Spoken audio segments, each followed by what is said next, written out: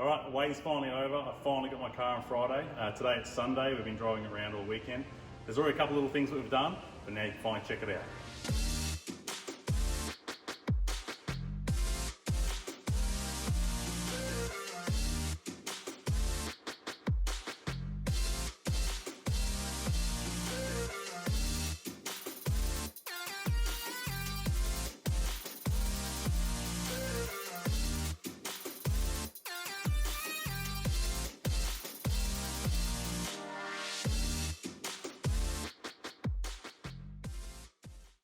So there you have it, the brand new 2021 N80 Hilux. It has a brand new ECU, the brand new engine, no more DPF issues. Well, at 220 kilometers on the dash, it already did a DPF burn, but we'll sort that out later. But here it is, new, improved Gen 3 Hilux. Looking forward to doing some mods. Now this is an SR5, but it didn't come with any of these goodies on the back. So I've already got fitted up a tonneau cover, already got the tow bar hitch, and we've also got a Red Arc tow probe, which I'll show inside now. So inside, we've already got the tow pro, as I said just before, installed in the dash in here. There are lots of blank switches as well, so you have lots of switches spare for lighting and accessories. Some things inside that I like already about this, well, the one probably main reason I didn't buy a new Navara is the internal cup holders inside under the vents. I don't know why Nissan got rid of them. Nissan, if you're watching this, I would have bought another MP300 in a heartbeat. Another cool feature is inside the glove box, there's actually an air vent so you can keep your things chilled inside the glove box. Another thing I've noticed since driving on the weekend is, a lot of manufacturers do this as well, is the steering controls, the volume and phone are attached to the left-hand side of the steering wheel. Now the steering wheel to here, to there for the radio is very easy to get to. So I think if you were to move the steering wheel controls for the radio to the right-hand side, it would be much easier. If you're driving a manual, you can still control the phone, still control your radio, without having to take two hands off and try and control the radio. So if you're listening to Toyota, Nissan and anyone else, move your controls to the right-hand side of the steering wheel. So another difference between the MP300 and the N80, for the MP300 guys, you know, the passenger window, it goes down fast. MP300 is not so much. Another cool thing is that all the windows have auto down and auto up functions.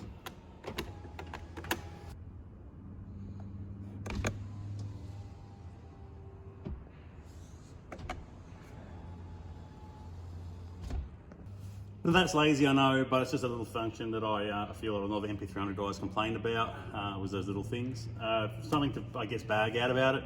It seems a little bit more trucky, vibraty at idle. Once you're driving, it's fine, but in sitting in the car at idle, you can actually sit there and you can actually feel the car vibrate a little.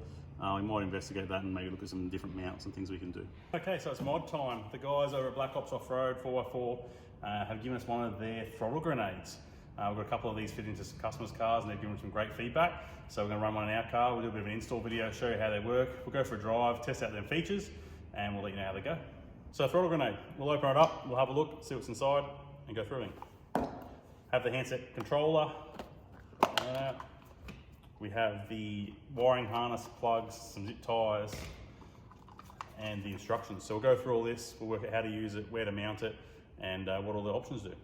So I've just jumped inside the car, and these little throttle grenade handsets can mount pretty much anywhere you like in the dash.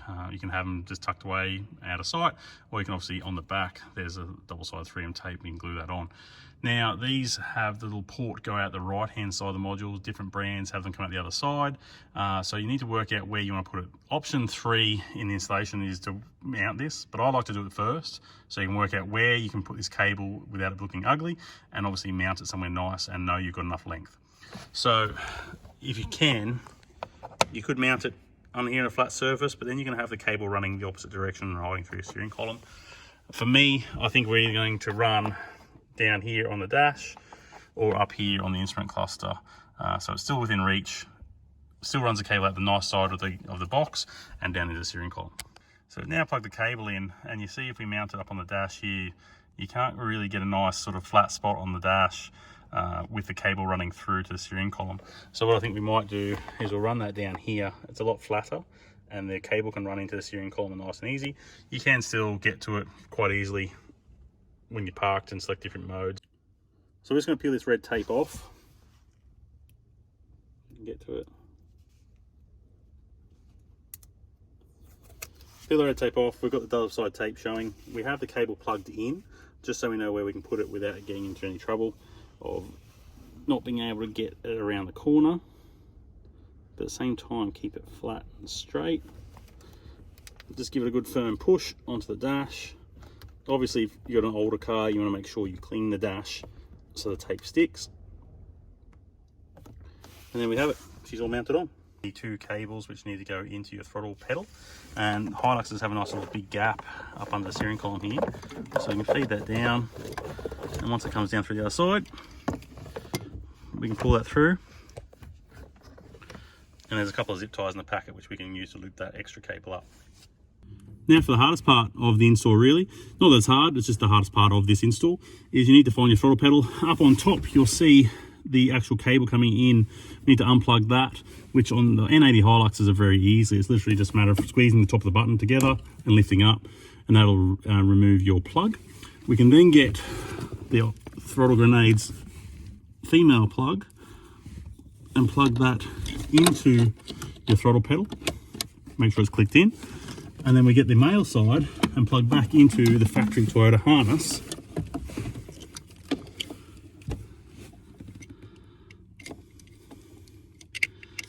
Make sure that's clicked in, and your install is pretty much done. You just need to tuck this away. We'll hide this out of the way with those zip ties, and we'll make it look nice and pretty, and we'll go through the options on the handset.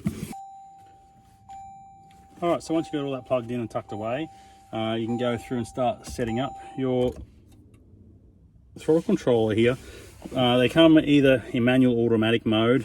You need to press this bottom right corner here and hold, and that'll change it to automatic if you're an automatic, and obviously manual if you're a manual. Then you can go through and you can plus and minus on this side, so we go up in your off-road mode up to 9, or you can come obviously back down to 1, and you can shift through your modes. So you can have explode mode, intelligent mode, crawl mode, factory, which means it's turned off, so it goes back to standard as you were without it plugged in, and sand or mud. So obviously you do a different type of driving style you're doing. Where you are is where you want to adjust to, and then you can also adjust 9 increments backwards or forwards where you are in that option as well. So we'll go out and test these out and find somewhere to test the off-road stuff, and we'll try and find somewhere to test the explode mode, and we'll give you some reviews. All right, so we just arrived out at our little off-road track where we can do some testing and some videos to trial out this throttle grenade. I drove over here on the explode mode. Now I left that in level 9, and it was quite explosive. Where you're pressing maybe quarter to half a throttle before to do a fast acceleration and take off, now you're pressing 5 or 10 millimeters. So if you're looking for something to get you up and out of the hole in a hurry, explode mode's the go. So behind me here we have the hill. We'll give a couple of different options in different modes and see how it reacts. Obviously we're not going to do this in explode mode because it'll just lose too much traction too quickly, but check out what we can do. So as you can see, we're in explode mode on the way over here, so we'll just go through. We'll change this over to crawl, and we'll give it a crawl. We might go crawl 5, somewhere mid-range there, and see how that handles the hill. So I've just enabled the forward drive low and the diff lock rear. We're going to approach this hill now, and we'll see how she goes. So I've selected crawl 5 as you've seen, and we'll roll up here. So already noticing just getting into this hill, I'm having to press sort of halfway through the throttle now to get the same sort of response. So it gives you that real sense of control while not just having to blip the throttle and have wheel spin. So this is very, very handy.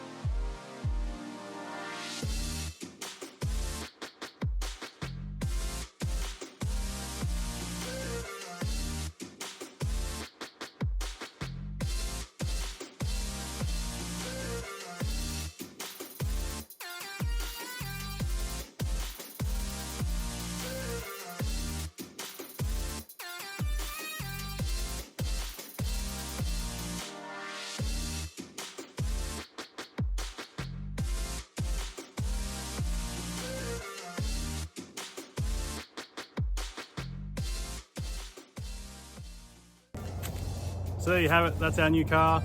We'll try and do weekly updates on the different mods we're going to do and report back on them and how they're feeling, what they're doing.